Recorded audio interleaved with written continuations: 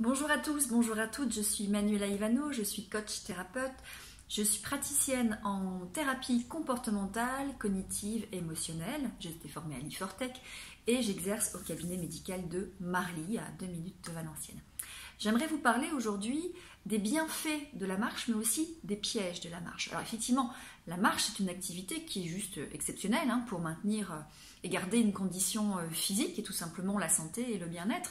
D'ailleurs, il y a beaucoup d'hormones qui rentrent aussi en jeu quand on marche, ne serait-ce que quotidiennement, une demi-heure par jour, la sérotonine, la dopamine, les endorphines, qui sont les hormones du bien-être, du plaisir, on parle aussi d'hormones du bonheur. Alors, j'aimerais néanmoins, alors bien évidemment, je vous recommande de faire de la marche, ne serait-ce que 30 minutes quotidiennement, mais j'aimerais aussi vous parler des pièges de la marche. Alors des pièges de la marche, surtout quand on est peut-être en ce moment un peu déprimé, peut-être qu'il y a un trouble anxieux, peut-être qu'il y a un post-burnout, et donc il y a beaucoup de rumination, de pensée. La marche est une activité dite automatique.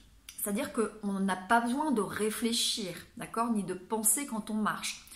Quand nous avons commencé à apprendre à conduire, nous devions nous concentrer à la fois sur le levier de vitesse, l'embrayage, et donc il fallait réfléchir. Et puis avec l'apprentissage, la conduite est devenue un réflexe, donc quelque chose d'automatique. Et c'est bien la même chose avec la marche.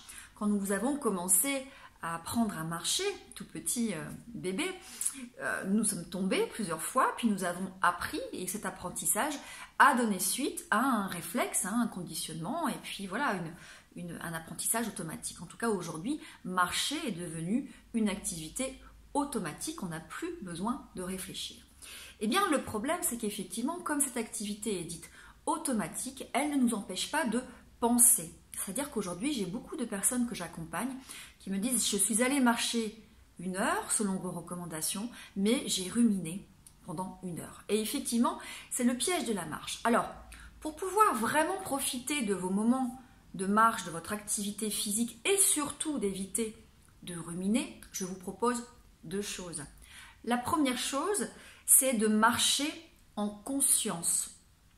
D'être dans le moment présent, en utilisant tous vos sens. C'est-à-dire que vous allez d'abord observer, regarder le paysage, les couleurs, les formes, les matières, peut-être les dénivelés, peut-être la luminosité, les jeux d'ombre.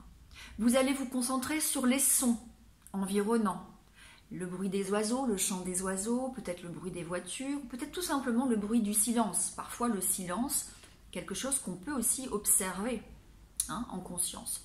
Et puis tous les ressentis, ce qu'on appelle des ressentis kinesthésiques. Peut-être le vent sur votre peau, peut-être vous pouvez vraiment sentir les pieds qui touchent, qui sont en contact avec le sol quand vous marchez. Peut-être vous pouvez sentir le contact de vos vêtements sur votre peau. Peut-être aussi vous pouvez sentir la chaleur du soleil s'il fait beau.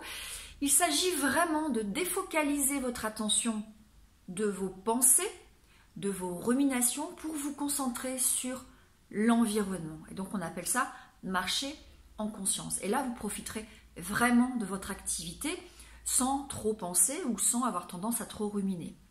La deuxième chose que je peux vous proposer, c'est effectivement de marcher avec un ou une amie ou votre conjoint, votre épouse, marcher avec un camarade, avec un époux, une épouse, ça permet effectivement d'abord de partager un moment qui est agréable, mais aussi de discuter. Et forcément, tant que vous êtes dans la discussion, vous n'êtes plus focalisé sur vos pensées. Donc, en résumé, la marche, oui, bien évidemment, je vous recommande de continuer à marcher, surtout si vous êtes dans un moment difficile de votre vie, que ce soit un trouble anxieux, une anxiété généralisée, peut-être des attaques de panique, peut-être que vous vivez une petite dépression, une grosse déprime, ou peut-être une dépression saisonnière. La marche est idéale. Par contre, essayez vraiment de faire une marche en conscience pour éviter les ruminations qui vont entretenir, bien évidemment, le cercle vicieux. Et en TCC, on dit bien une pensée génère une émotion qui génère un comportement. Et tout ça est lié. Voilà, j'espère que cela vous servira et profitez de ce confinement pour peut-être effectivement prendre un peu l'air.